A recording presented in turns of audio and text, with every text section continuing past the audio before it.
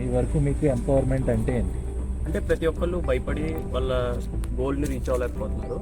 So ఆ భయాన్ని వదిలేసి ముందుకెళ్తేనే వాళ్ళ గోల్ని రీచ్ అవుతారు.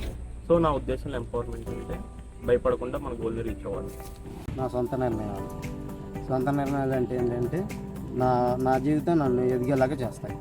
కష్టపడేది సంతోషం కోసం, ఆ సంతోషాన్ని ఎంపవర్మెంట్ అంటారు.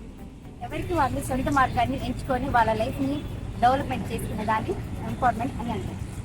It's nothing but some values, అంటే రెస్పెక్ట్ ఇవ్వడం కానీ ఎల్డర్స్కి. అంటే అందరూ కోరుకుంటారు కదా, all members they need an empowerment అని.